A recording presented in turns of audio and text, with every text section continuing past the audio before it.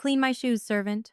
The voice cut through the elegant classical music, filling the ballroom of the Plaza Hotel like a serrated knife. It was a voice I knew better than my own heartbeat. It was the voice that had whispered promises of forever into my ear just 6 months ago, and the same voice that had laughed as he walked out the door with my life savings. I froze. The silver tray of crystal champagne flutes in my hand began to tremble, the glass stems chattering against each other with a terrifying, fragile sound. Please, God, let me be hallucinating. Please let this be a nightmare brought on by exhaustion and the 3 double shifts I had worked in a row. I slowly lifted my eyes, terrified of what I would find. Sitting at the center of the head table, looking like a prince in a tuxedo that probably cost more than my mother's entire year of rent, was Liam. My Liam. No, not mine. Not anymore. He was holding the waist of a woman who looked like she had been sculpted from porcelain and money. Sofia Sterling, the daughter of the real estate tycoon who owned half of Manhattan. She was laughing at something, he said, her head thrown back, diamonds cascading from her ears, catching the light of the massive chandeliers above. I felt the blood drain from my face, leaving me cold and dizzy. Of all the catering gigs in New York City, of all the weddings happening on a Saturday night in June, fate had to be cruel enough to send me here, to serve champagne at the wedding of the man who ruined my life. I tried to step back, to disappear into the shadows of the server's station, but my feet felt like they were nailed to the expensive marble floor. Well, well, well, Liam said, his voice loud enough to silence the guests at the nearest tables. Look who we have here, Sofia. Sofia stopped laughing and followed his gaze. Her eyes swept over me, taking in my cheap, ill-fitting black uniform, my messy bun held together by a rubber band, and the sheer terror on my face. She smirked, a cruel, practiced expression. Is this a friend of yours, darling? She asked, her voice dripping with mock sweetness. Hardly, Liam scoffed, grabbing his glass of red wine. This is Ava, she used to help me out with my laundry back when I was struggling. It seems she finally found a job that suits her skill set. The insult landed like a physical slap. The guests at the VIP table chuckled nervously, unsure if this was a joke. I gripped the tray harder, my knuckles turning white. Don't say anything, Ava, I told myself. You need this job. You need the $300 plus tips. Mom is lying in a hospital bed right now waiting for her heart surgery. You need $50,000, and you currently have $40 in your bank account. Do not make a scene. I am just here to serve the toast, sir, I managed to whisper, my voice cracking. Would you like some champagne? Liam looked at me with cold, dead eyes. There was no remorse in them. No guilt for stealing my design portfolio. No guilt for emptying our joint bank account. Just pure, unadulterated arrogance. I don't want champagne from you, Liam sneered. I want to see if you can actually do your job properly. He turned to Sofia and whispered something in her ear. She giggled, a sharp, malicious sound. Then, with a casual flick of her wrist, she accidentally knocked Liam's glass of heavy, dark Cabernet Sauvignon off the table. Crash. The glass shattered on the floor. The red wine exploded outward, splashing all over Liam's pristine patent leather dress shoes. The entire ballroom went silent. Even the string quartet seemed to falter for a beat. Oh no! Sofia cried out, her acting so terrible it would have been funny if I wasn't so terrified. Look what I did! Oh, Liam, your Italian shoes. Liam looked down at his shoes, then slowly looked up at me. A wicked grin spread across his face. You see that mess, Ava? He asked, pointing a finger at the puddle of wine and glass. I stared at him. I will call housekeeping to bring a mop, I stammered, turning to signal the floor manager. No, Liam barked. The authority in his voice stopped me cold. I don't want housekeeping. I want you. Right now. Before it stains the leather. He extended his foot out from under the table, pointing the wine-soaked shoe directly at me. Get on your knees, Ava, he commanded, loud enough for the back tables to hear. The humiliation hit me like a tidal wave. My face burned so hot I thought my skin might peel off. Every eye in the room was on me. The wealthy, the powerful, the elite of New York, they were all watching the poor catering girl being told to grovel at the feet of the groom. My manager, a nervous little man named Mr. Henderson, was frantically making duet motions from the corner of the room. He was mouthing the words, "The client is always right." I looked at Liam. He was enjoying this. He wanted to break the last shred of dignity I had left. He wanted to prove that he was up there, in the light, and I was down here, in the dirt, where he left me. My heart hammered against my ribs.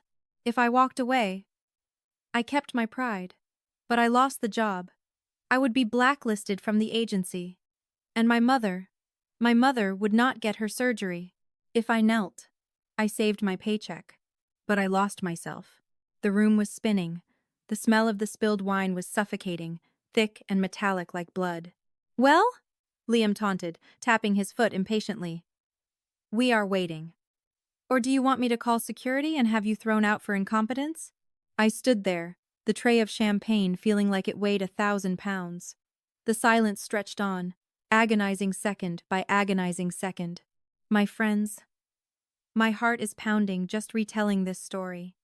It was the hardest moment of my entire life. I want to ask you a question. And please be honest. If you were in my shoes, if your mother's life depended on you keeping this job, but your ex-boyfriend was humiliating you in front of 500 people, what would you do? Comment the number 1 below if you would throw that tray of champagne right in his face and walk out with your head held high, consequences be damned. Comment the number 2 if you would swallow your pride, get on your knees, and clean his shoes to save your job and your mother. I made my choice. And I promise you, what happened next changed everything. I chose option 2. I didn't choose it because I had no pride. I didn't choose it because I was weak. I chose it because 3 miles away, in the intensive care unit of St. Mary's Hospital, my mother was fighting for every breath she took.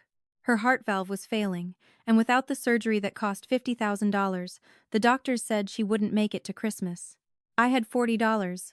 I needed this shift. I needed the overtime. I needed the recommendation for the next gig. So, I slowly bent my knees. The movement felt like it took 100 years. I could feel the cold, hard marble of the ballroom floor seeping through the thin fabric of my uniform trousers as my knees made contact. The sound of my own breathing was deafening in my ears, drowning out the murmurs of the crowd. Don't look up, I told myself. Just look at the shoe. It is just leather. It is just wine. It is just a job. I reached into my apron pocket and pulled out a white cloth napkin. My hands were shaking so badly I almost dropped it. I reached out toward Liam's foot. He didn't make it easy for me. As my hand got close, he shifted his leg slightly, forcing me to crawl forward another inch. A ripple of laughter went through the table. It was a cruel, low sound, like the rustling of dry leaves. Careful now, Sofia giggled, sipping her champagne. Don't ruin the polish. I bit the inside of my cheek until I tasted copper. I pressed the cloth against the dark, sticky stain on the toe of his expensive Italian loafer. The smell of the Cabernet Sauvignon was overpowering, rich, oaky, and nauseating. It smelled like money. It smelled like the life Liam had stolen from me. As I rubbed the wine away in small, circular motions, the reality of the ballroom faded. The crystal chandeliers, the guests in their designer gowns, the cruel smirk on Liam's face, it all blurred. My mind couldn't handle the present, so it escaped to the past. It dragged me back to a time when I thought Liam was the hero of my story, not the villain. It was 6 months ago, just 180 days, but it felt like a different lifetime. We lived in a cramped, one-bedroom apartment in Brooklyn. The radiator hissed, the windows were drafty, and the rent took almost everything we made, but it was home. Or at least, I thought it was. I was the architect. Liam was the visionary. That was what he called himself. I had graduated top of my class with a degree in sustainable architecture. I could look at an empty lot and see a skyscraper that breathed, a building that cleaned the air around it. But I was shy. I stuttered when I had to present. I hated the spotlight. Liam was the opposite.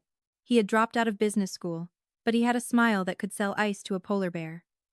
He was charismatic, loud, and confident. He told me we were a team. You build the dream, Ava, he would say, hugging me from behind as I hunched over my drafting table at 3 a.m. And I will sell it to the world. We are going to be a power couple, just like the Sterlings. I believed him. My mother had gotten sick around that time. The first fainting spell happened in November. The diagnosis came in December. Congestive heart failure.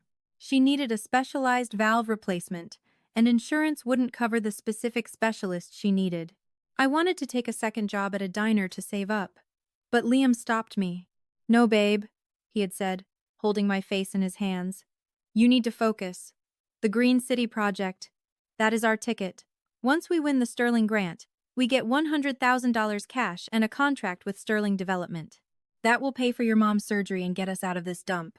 You just draw. Let me handle the rest." So I drew. I poured my soul into that project.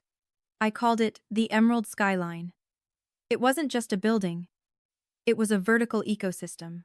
I designed a 30-story residential tower with integrated hydroponic gardens, solar glass technology that I had researched for 3 years, and a water filtration system that recycled gray water into the building's cooling system. I worked for 3 months straight. I barely slept. I drank cheap coffee and ate instant noodles. My fingers were permanently stained with graphite and ink.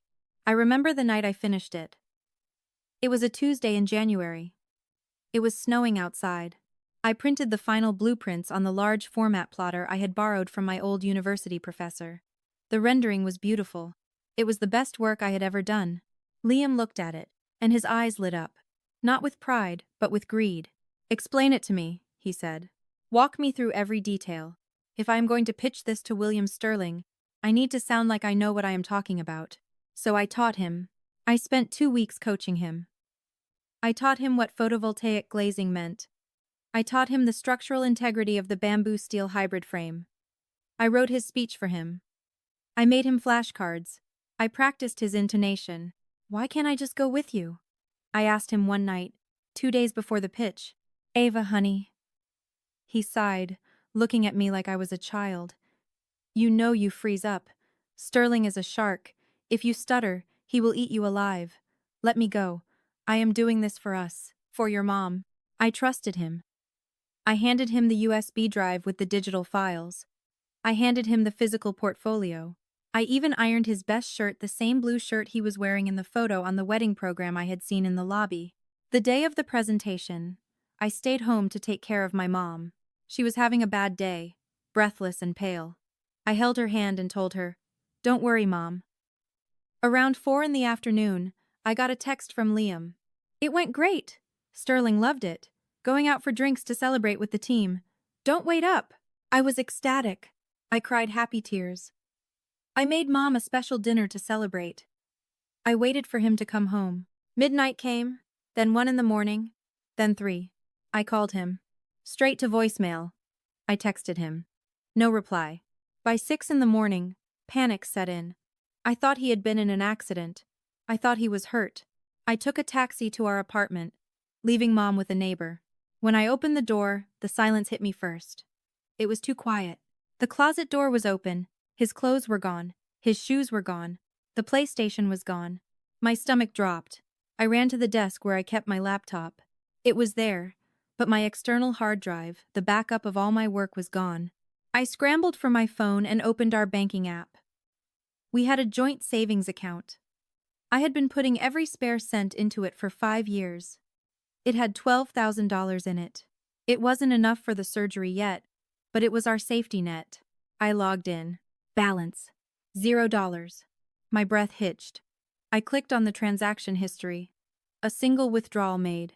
At 4:15 p.m. The previous day, branch transfer. He had taken it all. I found the note on the kitchen counter, weighed down by my spare set of keys. It was scrawled on the back of an old electricity bill. "Ava. Sterling offered me a junior partnership if I brought the design to him exclusively. But he wanted a solo architect. Someone with charisma. You're a good drawer, babe. But let's be honest, you're a ghost. You don't have what it takes to be a winner." "I do.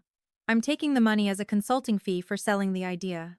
Don't try to find me. You have no proof the design was yours anyway. I deleted the files from your laptop. Good luck with your mom." I collapsed on the kitchen floor. I didn't scream. I couldn't. The air had been sucked out of the room. He didn't just break my heart. He didn't just steal my work. He stole my mother's life support. I tried to call the police, but they said it was a civil matter because it was a joint account. I tried to contact Sterling Enterprises, but I couldn't get past the receptionist. I was nobody. I was a girl with no money, no lawyer, and no proof. I lost the apartment a month later. I moved into a tiny studio in Queens with my mom. I took 3 jobs, catering, cleaning, and dog walking, just to keep her medications filled. I hadn't seen or heard from Liam since that day. Until tonight. A sharp kick to my hand snapped me back to the present. Ouch! I gasped, pulling my hand back. Liam had nudged my knuckles with his freshly cleaned shoe. He looked down at his reflection in the leather, turning his foot left and right to admire the shine. Not bad, he muttered, loud enough for the table to hear. I guess you finally found your calling, Ava. You were always better at cleaning up messes than designing anything useful. The table erupted in laughter again. Sofia clapped her hands delightedly. Oh, darling, you are terrible, she laughed, kissing him on the cheek. Give the poor girl a tip. She looks like she hasn't eaten in a week. Liam reached into his pocket. He pulled out a single, crumpled $1 bill. He let it drop from his hand. It fluttered through the air like a dead leaf, landing on the floor right next to my knee. For your trouble, he said, his voice dripping with condescension. Don't spend it all in one place. I stared at the dollar bill. George Washington stared back at me, wrinkly and mocking. My heart was pounding so hard I thought my ribs might crack.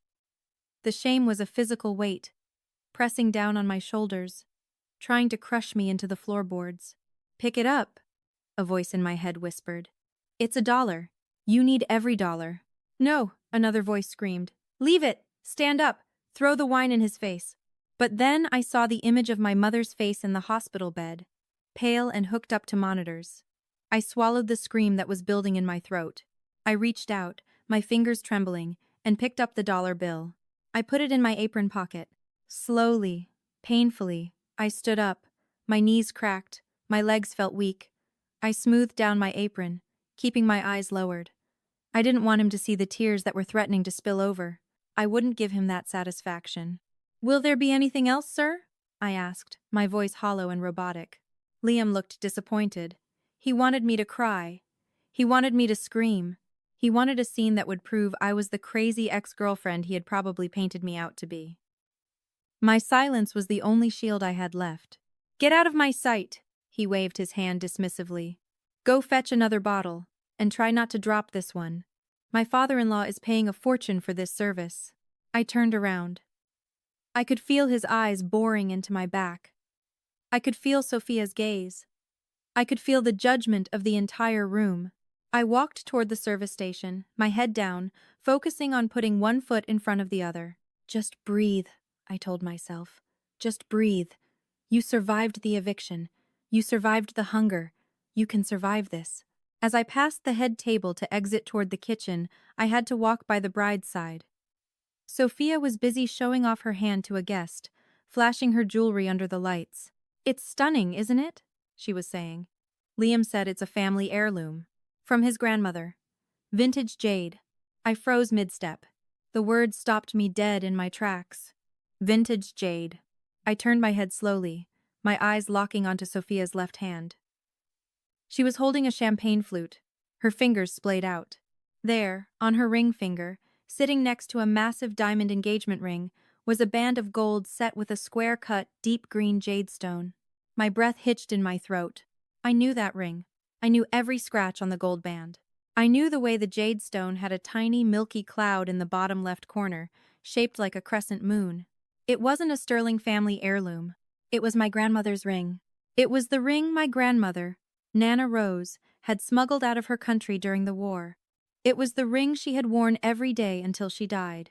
It was the ring my mother had given to me on my 21st birthday, telling me to save it for my wedding day. It was the only valuable thing I owned. When Liam left, I had searched everywhere for it. I thought I had lost it in the move. I thought maybe I had misplaced it in my grief. I had torn suitcases apart looking for it, weeping because I thought I had failed my grandmother. But I hadn't lost it. He had stolen it. He had stolen my money. He had stolen my career. And now, he had stolen my history. The blood rushed in my ears, louder than the music, louder than the crowd.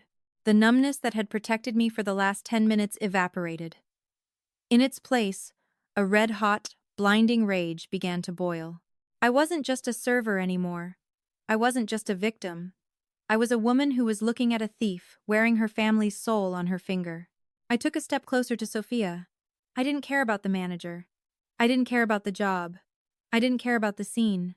Excuse me, I said, my voice shaking, but this time not with fear. Sofia looked up, annoyed. What now? Did you forget how to walk? I pointed a trembling finger at her hand. That ring, I whispered. Where did you get that ring? That ring, I whispered, my voice shaking so hard it felt like the words were rattling in my throat. Where did you get that ring? Sofia blinked, looking down at her hand as if she had forgotten the jewelry was there. Then she looked back at me, her expression shifting from annoyance to amusement. Excuse me? She laughed, a high, tinkling sound that grated on my nerves. Did the help just ask me about my jewelry? Are you hoping for a tip, or are you just rude? It is not yours, I said, louder this time. The adrenaline was surging through my veins, hot and fast, drowning out the fear that had kept me silent all night. That is not a sterling heirloom. That is my grandmother's ring. It was stolen from my apartment 6 months ago. The music seemed to stop. The conversations at the nearby tables died instantly. Liam's face went pale for a split second, just a flicker of panic in his eyes before the mask slammed back down. He stood up abruptly, his chair scraping loudly against the marble floor. What is going on here? He demanded, his voice booming with fake outrage. He moved to stand between me and Sofia, puffing out his chest like a protective lion. Why are you harassing my wife? You know exactly why, Liam, I screamed. I couldn't help it. The dam had broken. You stole my life savings. You stole my designs. And you stole my grandmother's jade ring. How could you? That was the only thing I had left of her. Sofia looked at Liam, confusion clouding her perfect features. Liam? What is she talking about? You said this ring has been in your family for 3 generations. You said your great-grandmother wore it. Liam didn't even look at her. He kept his eyes locked on me, cold and predatory. Don't listen to her, Sofia, he said smoothly, waving a hand at me as if I were a buzzing fly. She is delusional. I told you she was unstable. Why do you think I broke up with her? She has been obsessed with me for months. She probably stalked us here just to make a scene. I am not obsessed with you, I yelled, tears streaming down my face now. I am obsessed with the fact that you are a thief. Look at the stone, Sofia. Look closely at the bottom left corner of the jade. There is a tiny white cloud inside the stone, shaped exactly like a crescent moon. My grandmother used to call it Luna. Check it. If it is your family heirloom, does it have that mark? Sofia hesitated. Slowly, she lifted her hand. She squinted at the green stone. Her eyes widened. It does, she whispered. There is a little moon shape. For a heartbeat, I thought I had won. I thought the truth was going to come out right there. But Liam was faster. He snatched Sofia's hand, covering the ring with his palm. Of course it has a flaw, he snapped. It is an antique. All old stones have inclusions. This girl is just guessing. She probably saw a photo of it on your Instagram and made up this ridiculous story to get money out of us. He turned to the crowd, raising his voice to address the guests who were now staring openly. Everyone, I apologize for this interruption, Liam shouted, playing the victim perfectly. This woman is a disgruntled ex-girlfriend who has been stalking me. She is clearly having a mental breakdown. She is trying to ruin our special day because she can't accept that I moved on. A ripple of whispers went through the room. Stalker? How awful for the bride. She does look a bit unhinged, doesn't she? My heart shattered. They believed him. Of course they believed him. He was the handsome groom in the tuxedo. I was the messy, crying server in a cheap uniform. I am not crazy, I pleaded, looking around at the sea of judging faces. Please, someone, listen to me. He emptied my bank account. My mother is dying, and he stole her surgery money. Security! Liam bellowed, pointing a finger at me. Get this woman out of here. She is trying to steal my wife's ring. I saw her reaching for it. What? I gasped. No, I never touched her. Suddenly, a heavy hand clamped down on my shoulder. It was painful, digging into my collarbone. I spun around to see Mr. Henderson, the catering manager. His face was purple with rage. Behind him stood 2 large security guards in dark suits. Miss Miller, Henderson hissed, spit flying from his mouth. What do you think you are doing? You are fired. You are done in this city. Do you hear me? Mr. Henderson, please. I sobbed, pointing at Liam. He is lying. That ring on her finger. Shut up, Henderson roared. Mr. St. James just accused you of attempted theft. Do you know who these people are? Do you know how much trouble you are in? You are lucky if they don't press charges. I want her arrested, Liam said coldly, crossing his arms. She tried to assault Sofia and grabbed the ring off her finger. We have witnesses, don't we, darling? He squeezed Sofia's shoulder hard. Sofia looked at him, then at me. She looked unsure, frightened even. But then she looked at the hundreds of people watching her. She couldn't be the bride who married a thief. She had to be the victim. Yes, Sofia said quietly, avoiding my eyes. She grabbed my hand. It hurt. The lie hit me harder than a physical blow. She is lying, I screamed as the security guards grabbed my arms. Why won't anyone check the ring? Just take it off and look at the inscription inside.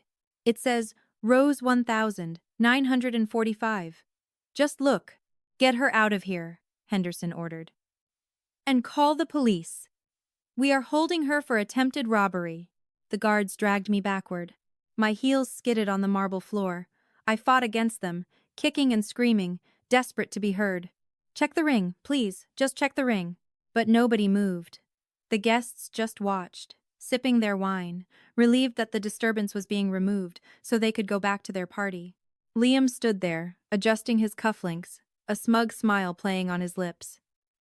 He had turned my truth into madness. I was being dragged toward the service exit. The heavy double doors loomed closer. Once I was pushed through those doors, it was over. The police would come. They would take the word of a billionaire's son over a catering girl. I would go to jail. My mother would die alone in the hospital while I was locked up. I dug my heels into the carpet runner. Wait! I shrieked, desperate. Wait, Mr. Sterling, Mr. William Sterling. I looked frantically for the only man in the room who might have enough power to stop this. The billionaire father of the Groom. The man whose reputation was built on honor. He was sitting at the far end of the head table. He hadn't moved during the entire commotion. He was just watching. His eyes were dark, unreadable. He was holding a glass of whiskey, staring at me over the rim. Mr. Sterling, I yelled, my voice raw. Ask your son about the Green City project. Ask him about the structural load of the North Tower. Ask him. The security guard jerked me hard. Quiet, you. They shoved me through the doors into the kitchen. The noise of the party cut off instantly, replaced by the clatter of pots and pans. The guards threw me onto a metal chair in the corner of the kitchen office. Sit there, one of them barked. Don't move. The cops are on their way. I sat there, trembling uncontrollably. My apron was torn. My hair was a mess.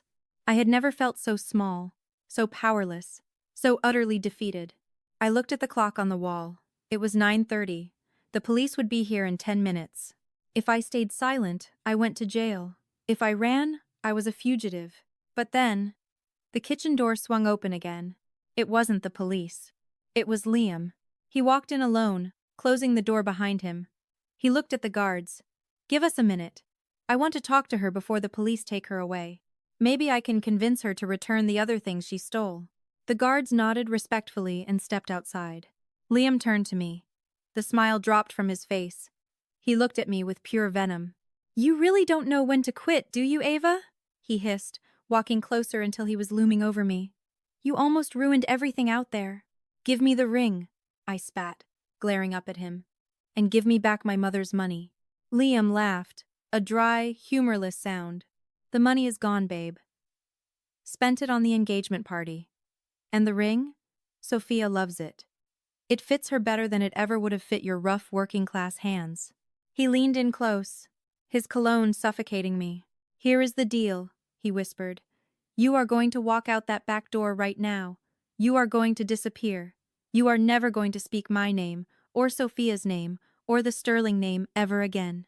If you do that, I will tell the police it was a misunderstanding and drop the charges. He paused, his eyes narrowing. But if you stay, if you try to fight this, I will make sure you go to prison for assault and attempted grand larceny. You will get 5 years, minimum. And your mother? She will be dead long before you get out. He straightened up, checking his watch. You have 30 seconds to decide, Ava. Freedom and silence, or prison and the truth? This brings me to the second hardest decision of my life. I was cornered. I was alone. And the man I once loved was threatening to bury me. I need your help again. Put yourself in that chair in the kitchen. Comment the number 1 if you would take the deal. Run away, save yourself from prison, and find another way to help your mom, even if it means letting him win today. Comment the number 2 if you would refuse to move.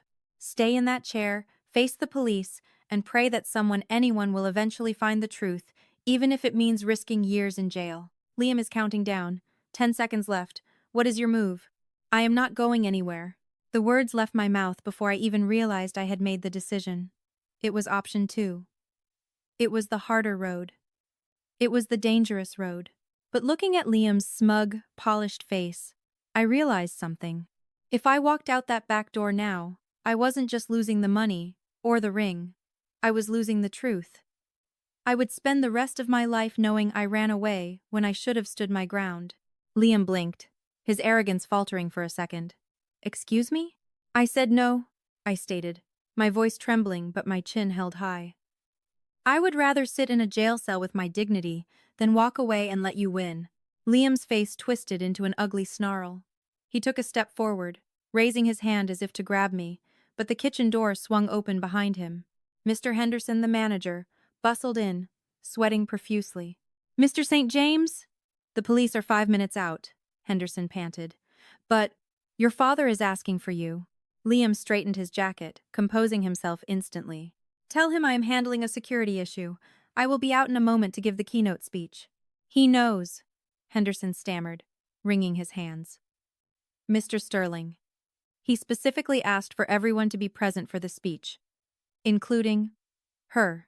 Henderson pointed a shaking finger at me. Liam frowned. What? Why would he want the thief in the ballroom? He said. Henderson swallowed hard. He said justice should be seen, not hidden. He wants her there when you present the project. He said it is important for the context of the evening. A cold chill went down my spine. Justice should be seen. What did that mean?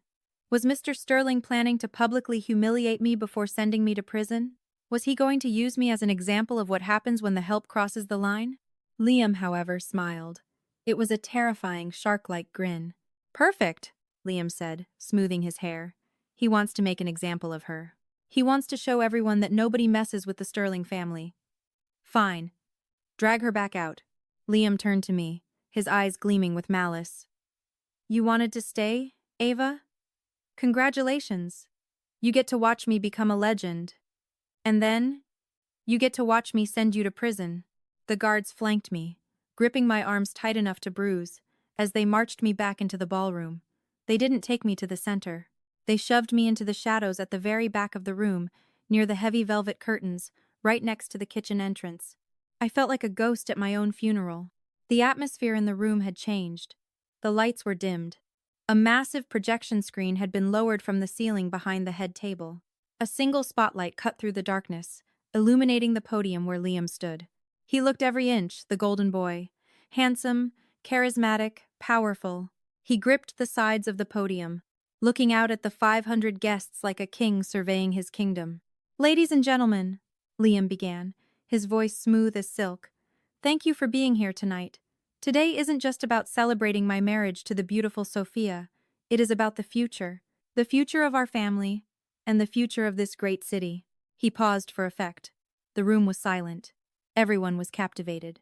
For the last 6 months, Liam continued, his voice dropping to a humble, serious register, I have been working tirelessly on a project that I believe will redefine sustainable living in New York. I have poured my blood, sweat, and tears into this. I have spent countless sleepless nights staring at blueprints, searching for the perfect balance between nature and structure. I felt bile rise in my throat. Sleepless nights?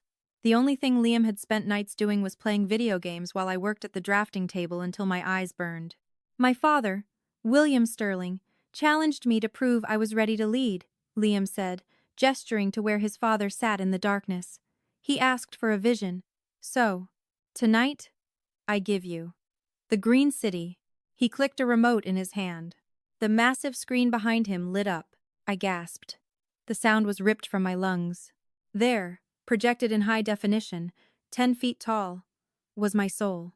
It was my rendering, the emerald skyline, the drawing I had finished that snowy Tuesday night, the distinctive curve of the solar glass facade, the hanging gardens on the 20th floor, the water filtration system sketched in blue ink in the bottom right corner. Seeing it there, with his name stamped in bold letters designated by Liam St. James, felt worse than the breakup. It felt worse than the poverty. It felt like a violation. That drawing was the only piece of me that was pure, the only piece of me that was brilliant. And he was wearing it like a stolen coat. Architecture, Liam said, reciting the words as he walked across the stage, is not about concrete. It is not about steel. It is about harmony. It is about creating a space where the building breathes with the people inside it. Tears streamed down my face, hot and fast. I had written those words. I had written them in my leather-bound journal on our 3rd anniversary. I had read them to him in bed one rainy Sunday morning. He hadn't just stolen the design. He had stolen my private thoughts, my philosophy, my very voice. Look at this ventilation system, Liam said, using a laser pointer to circle a complex diagram on the screen. I designed this intake valve to mimic the respiratory system of a blue whale. It filters 99% of pollutants. Liar, I whispered into the darkness. You didn't design it. You didn't even understand it when I explained it to you. The crowd oohed and ah-ed. They were eating it up. Sofia was beaming from the head table, clapping her hands, looking at her husband with adoration. Liam was feeding off the energy. He was getting cocky. He started to improvise. And here, Liam said, pointing to the massive cantilevered balcony on the 50th floor, is the crown jewel. This observation deck extends 40 feet out with no visible support. It is held up entirely by the sheer strength of the reinforced titanium trusses underneath. I stiffened. No, I muttered, shaking my head. That is wrong. The guards next to me tightened their grip. Quiet, one hissed, but I couldn't stop listening. Liam was going off script. Titanium trusses, Liam repeated, sounding more confident now that he had said a big word. The compression load is handled by these beams here, allowing for a floating effect. It is a tension cable system, I wanted to scream. It is not compression. If you use compression there, the balcony will snap off. It is a suspension bridge design flipped vertically. You idiot! Liam kept going, pointing to the foundation. And down here, we used a shallow mat foundation to save on concrete costs. My jaw dropped. Shallow mat? On a 30-story tower near the riverbank? It is deep pile, I whispered frantically. The soil is silt. If you use a shallow mat, the building will sink in 5 years. You are describing a death trap. I looked around the room. Was no one else hearing this? Was no one else realizing that the architect didn't know the difference between tension and compression? Most of the guests were just nodding, dazzled by the pretty pictures. They were investors, socialites, friends of the family. They weren't engineers. But then, my eyes shifted to the head table. William Sterling, the billionaire tycoon, the man who had built half the city with his own 2 hands before he became an executive. He wasn't looking at the screen. He was looking at Liam. And he wasn't smiling. He was leaning forward, his elbows on the table, his hands clasped together. His expression was unreadable, carved from stone. But his eyes were sharp, focused, and terrifyingly intelligent. He knew. He had to know. A man doesn't build an empire without knowing that you cannot put a 40-foot cantilever on a compression truss. Liam finished his speech with a grand flourish. This is my gift to the city, Liam declared, spreading his arms wide, and my promise to the Sterling legacy. Thank you. The room erupted. Thunderous applause filled the air. People stood up. Sofia jumped to her feet, blowing kisses. The music swelled. It was a triumph. Liam stood there, basking in the glory, soaking up the adoration that belonged to me. He looked toward his father, expecting the final seal of approval. He expected his father to stand up, clap, and welcome him as a partner. But William Sterling did not stand. He did not clap. He sat perfectly still, amidst the standing ovation, like a boulder in a rushing river. Liam's smile faltered slightly. He looked confused. He waited. 1 second, 2 seconds, 5 seconds. The applause began to die down as people noticed the father of the groom wasn't moving. The room grew awkward. The cheering faded into murmurs. Slowly, deliberately, William Sterling reached for the microphone sitting on the table in front of him. The feedback screech of the microphone cut through the room, silencing the last few claps. Liam laughed nervously. "Thank you, Father. I am glad you liked." "Liam!" Mr. Sterling's voice boomed through the speakers. It was deep, gravelly, and devoid of any warmth. That was an interesting presentation.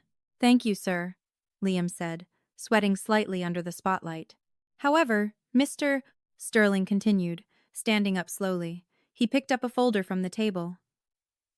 "I have a question about the structural integrity of the 50th floor balcony." Liam froze. The balcony?" "Yes," Mr. Sterling said. He walked out from behind the table. He didn't walk toward Liam. He walked toward the back of the room, toward the shadows, toward me. "You said it uses titanium trusses for compression," Mr. Sterling said, his voice getting louder as he walked. "But looking at the schematics on the screen, those look like high-tensile steel cables anchored to the central core. Which is it, Liam? Compression or tension?" Liam stammered. Well, it is a hybrid, a new technology." "Stop," Mr. Sterling said. He stopped walking. He was 10 feet away from me now. The spotlight followed him, which meant the light was now creeping toward the dark corner where the guards were holding me. "You don't know, do you?" Mr. Sterling asked softly. I. Of course I know," Liam protested, his voice cracking. "I drew it."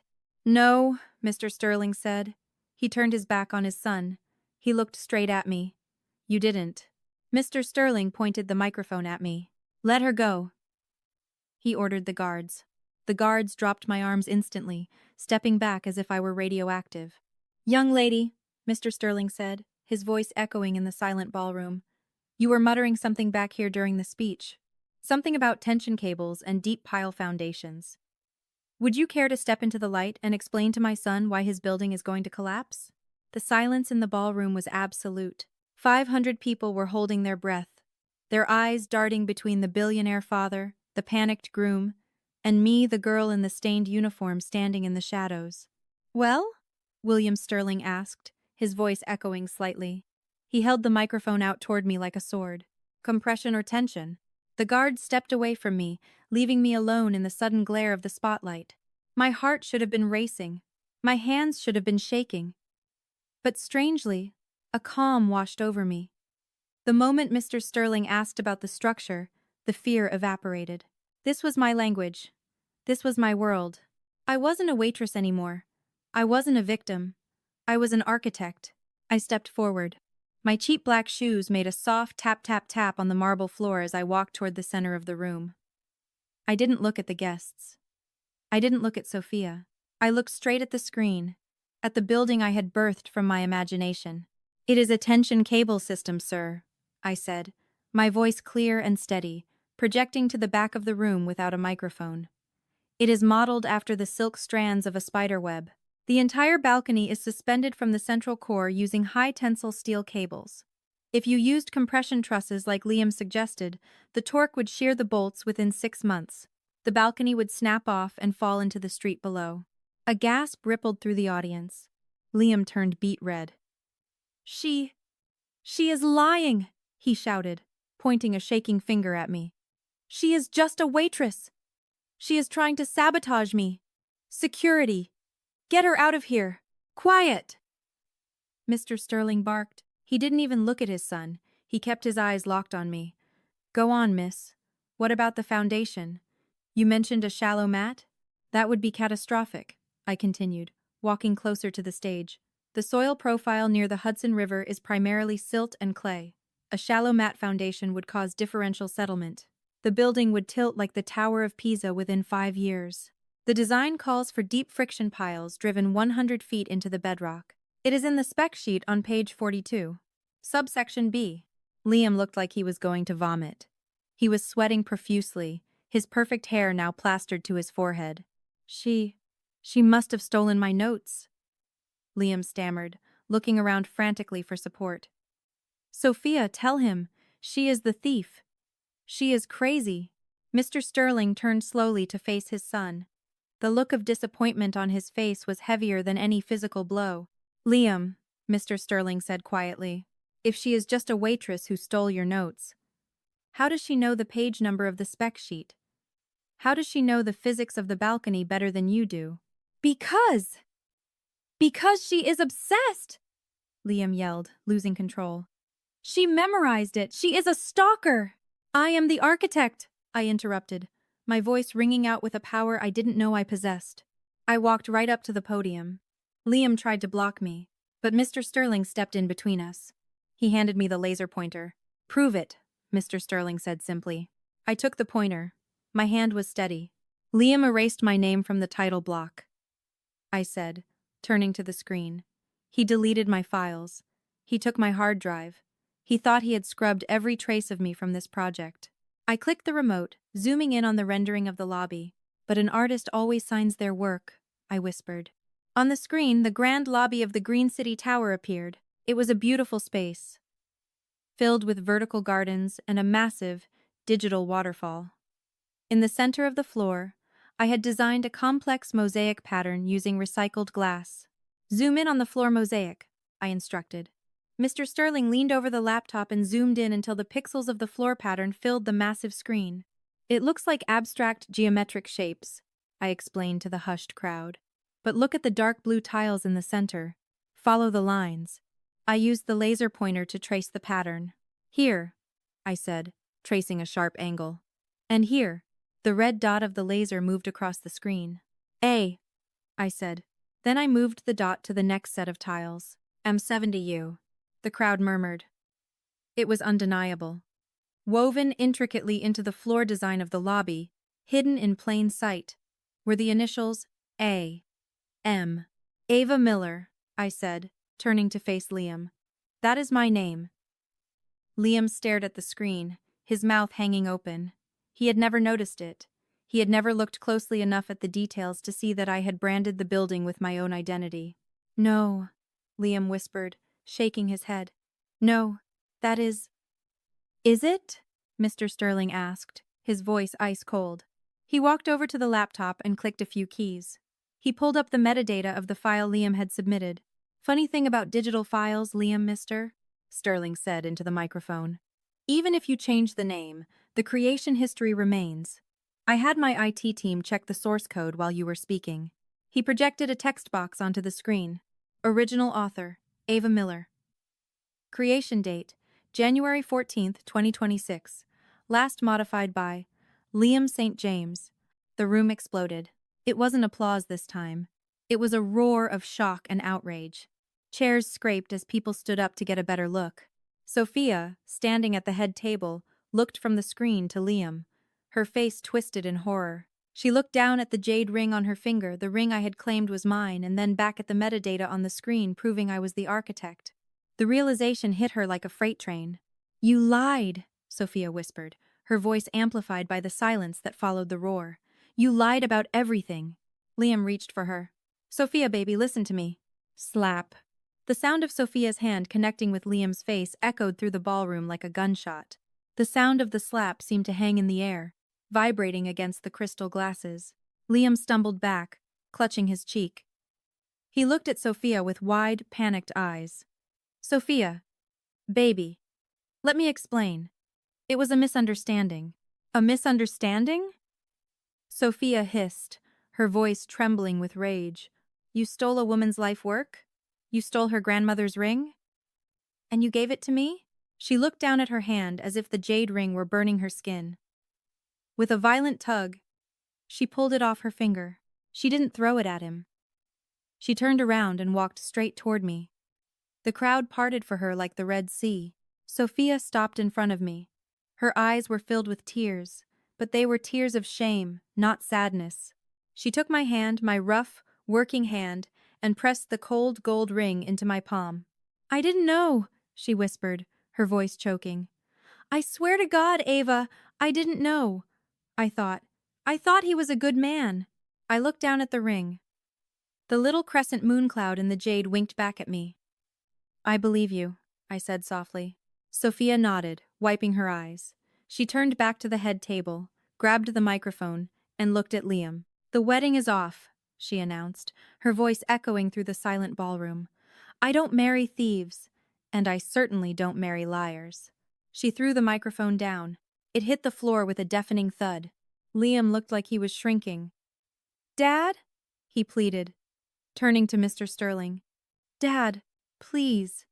You have to understand. I did it for the family legacy." William Sterling looked at his son with eyes that were colder than absolute zero. "The Sterling legacy, Mr. Sterling said, his voice low and dangerous, is built on integrity. You have none." He turned to the security guards, the same two men who had dragged me into the kitchen just 15 minutes ago. "Escort him out," Mr. Sterling ordered, "and take his access badge. As of this moment, Liam, you are fired from Sterling Developments. You are removed from the board. And you are removed from my will." "You can't do that!" Liam screamed as the guards grabbed his arms. "I am your son. You can't fire your own son." "I just did," Mr. Sterling said calmly. He turned his back on Liam and walked toward me. He extended a hand. "Miss Miller," he said, his voice softening, "I owe you a profound apology. We all do." He gestured to the massive screen where my design was still glowing. "This building, it is brilliant, but it needs its true architect to build it. I am looking for a new lead director for the Green City project. The starting salary is $200,000 a year, plus a signing bonus equal to whatever was stolen from your account." He looked me in the eye. "Will you take the job?" I looked past him, watching Liam being dragged, kicking and screaming through the double doors, exactly the way he had tried to dispose of me. The irony was sweeter than the finest champagne. I smiled. "Yes, Mr. Sterling, I will." 2 weeks later, my mother underwent a successful heart valve replacement. The first time I saw her walk down the hospital corridor without gasping for air, I cried harder than I did at the wedding. That signing bonus didn't just buy a surgery. It bought us a future. Today, I am standing in my corner office on the 42nd floor of the Sterling Building. The view of Manhattan is breathtaking. Below me, the city moves like a living organism, chaotic and beautiful. On my drafting table sits a fresh sheet of vellum. My hand moves across it, confident and steady, sketching the expansion for Phase 2 of the Green City. On my finger, the jade ring catches the morning sun. The little crescent moon inside the stone glows softly. It is heavy, but it feels right. It reminds me every day of where I came from, and what I survived. Liam tried to build a castle on a foundation of lies. He thought he could steal my voice and claim it as his own. But truth is like water. No matter how hard you try to compress it, it will always find a way out. He built his life on sand, and it washed away in a single night. I built mine on the hard, cold truth, and I am still standing. Never let anyone convince you that your voice doesn't matter. Never let them tell you that you are just a server, or just an assistant, or just anything. You are the architect of your own life. Thank you for listening to my story. If you believe that karma always finds a way, please hit that like button and subscribe to the channel. We have so many more stories to tell, and I want to hear from you. Have you ever had a moment where the truth finally came out and silenced your haters? Share your story in the comments below. I read every single one. Until next time, stay strong and keep building. This image is completely not real.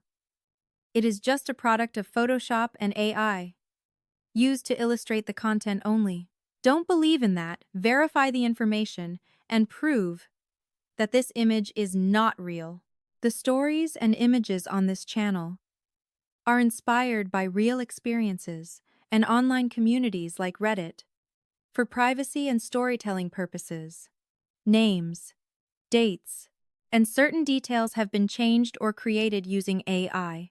Any resemblance to real persons, living or dead, or actual events, is purely coincidental. This content is intended for entertainment and emotional reflection only. Viewer discretion is advised. Thank you for supporting our creative work.